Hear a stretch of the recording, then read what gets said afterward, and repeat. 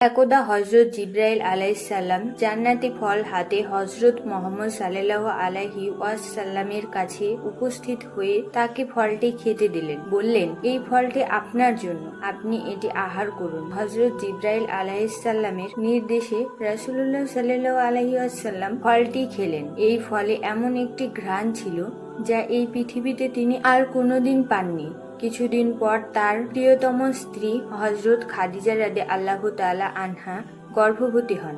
হযরত জিবরাইল আলাইহিসসালাম রাসূলুল্লাহ সাল্লাল্লাহু আলাইহি ওয়াসাল্লামের কাছে আবার আসলেন এবং সালাম দিয়ে সুসংবাদ দিলেন, হে আল্লাহর রাসূল, আপনার একজন কন্যা সন্তান জন্মগ্রহণ করবে, আর এই কন্যা হবে সকল রমণীদের শ্রেষ্ঠ। হযরত জিবরাইল আলাইহিসসালাম এর কাছে সুসংবাদটি পেয়ে চলে আসলেন। হযরত খাদিজা রাদিয়াল্লাহু তাআলা আনহার কাছে এসে বললেন, হে ভাগ্যবতী খাদিজা, হযরত জিবরাইল আলাইহিসসালামের মাধ্যমে আমি জানতে পেরেছি তোমার গর্ভে একজন কন্যা সন্তান অবস্থান করবে, আর এই কন্যা হবে উত্তম চরিত্রের অধিকারী এবং মুসলিম জাহানের শ্রেষ্ঠ আদর্শ। হযরত ফাতিমা রাদিয়াল্লাহু তাআলা আনহা মায়ের গর্ভে থাকাকালীন আম্মাজান খাদিজা রাদিয়াল্লাহু তাআলা আনহা কোনো কষ্ট অনুভব করতেন না। এমনকি যেদিন হযরত ফাতিমা রাদিয়াল্লাহু তাআলা আনহা দুনিয়াতে আসবেন, সেদিন হযরত খাদিজা রাদিয়াল্লাহু তাআলা আনহাকে সাহায্য করার মতো কেউ পাশে ছিল না। অতঃপর খাদিজা রাদিয়াল্লাহু তাআলা আনহা একজন দাসীকে ডাকলেন আর তাকে আত্মীয় স্বজনদের কাছে পাঠালেন, যাতে করে তারা হযরত খাদিজা রাদিয়াল্লাহু তাআলা আনহাকে সাহায্য করতে পারেন। দাসী আত্মীয় স্বজনের কাছে এসে বিপদের কথা বলল। তারা বিপদের কথা শুনে সাহায্যের হাত বাড়ালো না, আর এর মূল কারণ ছিল আম্মাজান হযরত খাদিজা রাদিয়াল্লাহু তাআলা আনহা তিনি ইসলাম ধর্ম গ্রহণ করেছিলেন। তারা তখন হযরত খাদিজা রাদিয়াল্লাহু তাআলা আনহার দাসীকে বলল, আরব জাহানের অনেক ধনী ও শিক্ষিত যুবক খাদিজাকে বিয়ে করার জন্য বাদী ছিল, কিন্তু এই খাদিজা যুবকদের প্রস্তাব প্রত্যাখ্যান করে সে কিনা একজন অশিক্ষিত যুবক মোহাম্মদকে বিয়ে করেছে। সে এই কাজের ফলে আমাদের বংশের মুখে চুনকালি দিয়েছে এবং মোহাম্মদের ধর্ম গ্রহণ করে আমাদেরকে সে অপমানিত করেছে, আর এ অবস্থায় তার সঙ্গে আমাদের কোনো সম্পর্ক নেই। অতঃপর দাসী সেখান থেকে চলে এসে হযরত খাদিজা রাদিয়াল্লাহু তাআলা আনহাকে সবকিছু খুলে বলল। তখন খাদিজা রাদিয়াল্লাহু তাআলা আনহা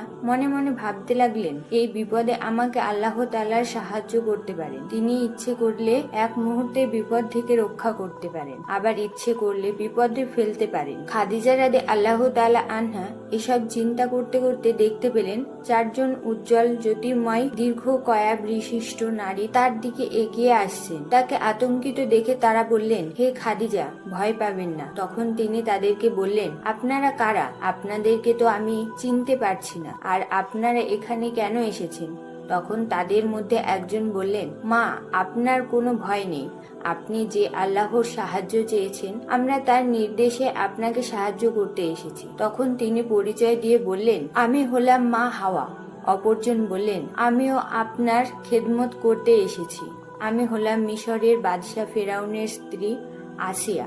তৃতীয়জন বললেন, আমি হলাম ঈসার আম্মাজান মরিয়ম বিনতে ইমরান। সবার শেষ রমণী বললেন, আমি হলাম মুসার বোন উম্মে কুলসুম। আমরা সকলেই আপনাকে সাহায্য করার জন্য এসেছি। হযরত খাদিজা রাদিয়াল্লাহু তাআলা আনহা বিপদের সময় তাদের কাছে পেয়ে অনেক খুশি হলেন। হযরত ফাতেমা রাদিয়াল্লাহু তাআলা আনুমানিক 605 থেকে 615 সালে জমাদিউস সানি মাসের 20 তারিখে শুক্রবার মহানবী সাল্লাল্লাহু আলাইহি ওয়াসাল্লামের নুবায়ত লাভের 5ম বৎসরে মক্কার প্রস্তুতময় পর্বতের পাদদেশে কাবার সন্নিকটে জন্মগ্রহণ করেন। তার মন ভোলানো ফুটফুটে পবিত্র চেহারা দেখে মনে হয়েছিল চিরশান্তি জান্নাতের জ্যোতি নিয়ে সবাইকে খুশি করার জন্য এই দুনিয়াতে তিনি এসেছেন। ফাতেমা রাদিয়াল্লাহু তাআলা আনহা ছোটবেলায় থেকে হযরত মুহাম্মদ সাল্লাল্লাহু আলাইহি ওয়াসাল্লামের আদর্শ গ্রহণ করেছিলেন, যার ফলে রাসূলুল্লাহ আলাইহি ওয়াসাল্লাম এর সব গুণের সমাহার ঘটেছিল হযরত ফাতেমা রাদিয়াল্লাহু তাআলা আনহা।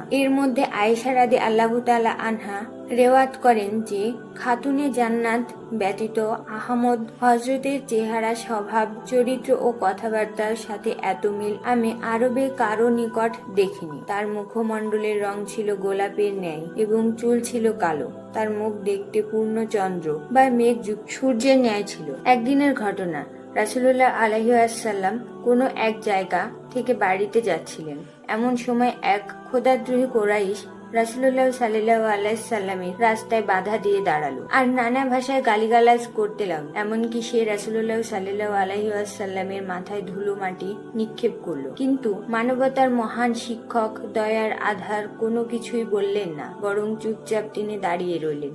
ইতিমধ্যে হযরত ফাতেমা রাদিয়াল্লাহু তাআলা আনহা সেখানে উপস্থিত হলেন। এমন অমানবিক দৃশ্য চোখে দেখে তিনি স্থির থাকতে পারলেন না, বরং তিনি তার বাবার মাথায় থাকা বালি ঝাড়তে ঝাড়তে কুরাইশকে বললেন, তোমরা কি মানুষ? তোমাদের মধ্যে মানবতার কোনো রেশ নেই। আমার পিতা তোমাদের কি এমন ক্ষতি করেছে যার কারণে তার সাথে এমন অমানবিক আচরণ তোমরা করছো? হযরত ফাতেমা রাদিয়াল্লাহু তাআলা আনহার তিরস্কারে কুরাইশ ব্যতীত কোনো জবাব দিতে পারল না, বরং লজ্জায় মাথা নিচু করে সেখান থেকে চলে গেল।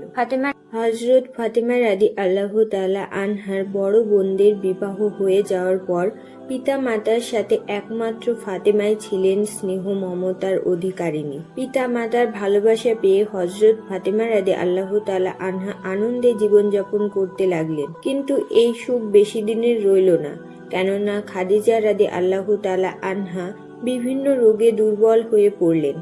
একদিকে বার্ধক্য, অন্যদিকে বিভিন্ন ধরনের রোগ শরীরে বাসা বেঁধেছে, যার কারণে আস্তে আস্তে হযরত খাদিজা রাদিয়াল্লাহু তাআলা আনহার শরীর দুর্বল হয়ে পড়ে।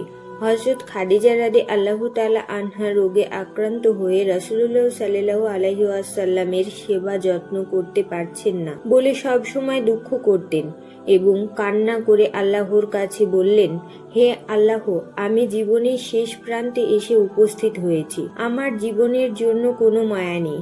আমার আফসোসের বিষয় হলো জীবনের শেষ মুহূর্তে পেয়ারা নবী হযরত মুহাম্মদ সাল্লাল্লাহু আলাইহি ওয়াসাল্লামের চরম সেবা করা হতে বঞ্চিত হলাম। হয়তো আমার মতো হতভাগী দুঃখিনী নারী এই পৃথিবীতে খুঁজে পাওয়া যাবে না। হযরত খাদিজা রাদিয়াল্লাহু তাআলা আনহা এর আবেগ জড়ানো কান্না ভেজা কণ্ঠে কথাগুলো শুনে কিশোরী কন্যা ফাতেমায়ের হৃদয়ে চাপা দুঃখ যন্ত্রণা সবই অনুধাবন করতে পারছিল। তাই কিশোরী কন্যা ফাতেমা মায়ের চোখের পানি নিজ হাতে মুছে দিয়ে মাকে জড়িয়ে মায়া মমতা কণ্ঠে বলেছিলেন, আম্মাজান, আপনার স্থানে আমি ফাতেমা সর্বদা আব্বাজানের খেদমত ও পরিচর্যা করব। আমার জীবন থাকতে আব্বাজানের খেদমতের সামান্যতম ত্রুটি আমি করব না। আপনি কোনো চিন্তা করবেন না। মৃত্যু পথযাত্রী হযরত খাদিজা রাদিয়াল্লাহু তাআলা আনহা মেয়ের কথা শুনে খুবই আনন্দিত হলেন। কিশোরী বয়সে চমৎকার বুদ্ধিমত্তা সম্পূর্ণ কথাবার্তা ও চালচলন ফাতেমা রাদিয়াল্লাহু তাআলা আনহার উপর পরিলক্ষিত হতো। সাধারণত এ বয়সের ছেলে মেয়েদের কাছে সেটা পরিলক্ষিত হতো না। তাই খাদিজা রাদিয়াল্লাহু তাআলা আনহা কেবল খুশি হলেন না, বরং তাকে কাছে ডেকে বুকে টেনে নিলেন এবং তার জন্য প্রাণ ভরে দোয়া করলেন, হে আল্লাহ, তুমি আমার মেয়েকে জগতের বুকে মহামর্যাদাপূর্ণ মাতৃ আসনে অধিষ্ঠিত করো। দোয়া করার পর মেয়েকে কাছে ডেকে মাথায় হাত বুলিয়ে মৃত যাত্রী মাতা খাদিজা রাদিয়াল্লাহু তাআলা আনহা বললেন, হে ফাতেমা, তুমি আমার প্রাণের মা। মনে রাখবে, এই পৃথিবী হতে আমি চলে যাবার পর কোনো দুঃখ করবে না, বরং আমার ক্ষমার জন্য সর্বদা দোয়া করবে। তবে তোমার কাছে আমার বিশেষ অনুরোধ হলো, আমার মৃত্যুর পর তোমার আব্বাজানের খেদমত ও সেবা যত্নে ভার তুমি গ্রহণ করবে। মায়ের মতো সেবা যত্ন করে তাকে সুখী রাখার জন্য আপ্রাণ চেষ্টা করবে। মনে রেখো, তোমার আব্বার খেদমত ও সেবা যত্ন করলে ইহকাল ও পরকালে তোমার কল্যাণ হবে। আমি রহমানুর রহিম আল্লাহ তাআলার কাছে দোয়া করি, আল্লাহ যেন তোমাকে তোমার পিতার খেদমত করার সুযোগ দান করেন এবং তার খেদমতের বিনিময়ে আল্লাহ যেন তোমাকে সমস্ত মানব জাতির জননী আসন দান করেন। তোমার সুনাম সুখ্যাতি যেন পৃথিবীর বুকে চিরদিন অক্ষয় হয়ে থাকে। নবী দুলালী হযরত ফাতেমা রাদিয়াল্লাহু তাআলা আনহার জননী, মৃত্যুর পথযাত্রী, নারী কুলের শিরোমণি হযরত খাদিজা রাদিয়াল্লাহু তাআলা আনহার হৃদয়ে একান্ত প্রার্থনা ও আশীর্বাদ মহান আল্লাহ তাআলার দরবারে কবুল হয়েছিল এবং পরবর্তীতে তা সত্যি প্রতিফলিত হয়েছিল। খাতুনে জান্নাত হযরত ফাতেমা রাদিয়াল্লাহু তাআলা আনহার সুনাম সুখ্যাতি, যশ ও মর্যাদা বিশ্বব্যাপী অক্ষয় হয়ে আছে এবং রোজ কিয়ামত পর্যন্ত প্রতিষ্ঠিত মুসলমান নরনারীর হৃদয় ও ঐতিহাসিক পাতায় চিরভাষণ হয়ে থাকবে। যখন হযরত খাদিজা রাদিয়াল্লাহু তাআলা আনহা ইন্তেকাল করেন, তখন হযরত ফাতেমা রাদিয়াল্লাহু তাআলা আনহার বয়স ছিলেন 11 বছর। হযরত খাদিজা রাদিয়াল্লাহু তাআলা আনহা ইন্তেকালের পর রাসূলুল্লাহ সাল্লাল্লাহু আলাইহি ওয়াসাল্লাম নিজেকে স্থির রাখতে পারলেন না। তার সব সময় মনে হতো অন্তর ভেঙে যেন চৌচির হয়ে গেছে। এদিকে মাতৃহারা হযরত ফাতেমা রাদিয়াল্লাহু তাআলা আনহা শোকে দুঃখে ভেঙে পড়লেন, কেননা খাদিজা রাদিয়াল্লাহু তাআলা আনহা তার এই মেয়েকে সবচেয়ে বেশি ভালোবাসতেন, আর ফাতেমা রাদিয়াল্লাহু তাআলা আনহাও মাকে জীবন দিয়ে ভালোবাসতেন। একদিন হযরত ফাতেমা রাদিয়াল্লাহু তাআলা আনহা মায়ের কথা মনে করে কান্না করে রাসূলুল্লাহ সাল্লাল্লাহু আলাইহি ওয়াসাল্লামের কাছে আসলেন আর বললেন, আব্বাজান, আমার যখন আম্মাজানের কথা মনে পড়ে তখন কিছুই ভালো লাগে না। আপনি হযরত জিবরাইল আলাইহি ওয়াসাল্লামকে জিজ্ঞাসা করে দেখুন আমার আম্মাজান কেমন আছে। মাতৃহারা হযরত ফাতেমা রাদিয়াল্লাহু তাআলা আনহার কথা শুনে রাসূলুল্লাহ সাল্লাল্লাহু আলাইহি ওয়াসাল্লাম অন্তরের ব্যথা পেলেন। আদরের দুলালকে আবেগ জড়ানো কণ্ঠে স্নেহের সুরে সান্ত্বনা দিলেন আর বললেন, হে ফাতেমা, তোমার মায়ের মতো এমন মা পৃথিবীতে কয়জন আছে? তুমি কি তা ভেবে দেখেছো? আমার বিশ্বাস আল্লাহ তাআলা জান্নাতের মধ্যে তোমার মাকে খুব শান্তিতে রেখেছেন। তুমি তার জন্য কোনো দুঃখ করবে না, বরং সব সময় তার মাগফিরাতের জন্য আল্লাহর কাছে দোয়া করবে। রাসূলুল্লাহ সাল্লাল্লাহু আলাইহি ওয়াসাল্লাম কাবা শরীফে নামাজ আদায় করছিলেন।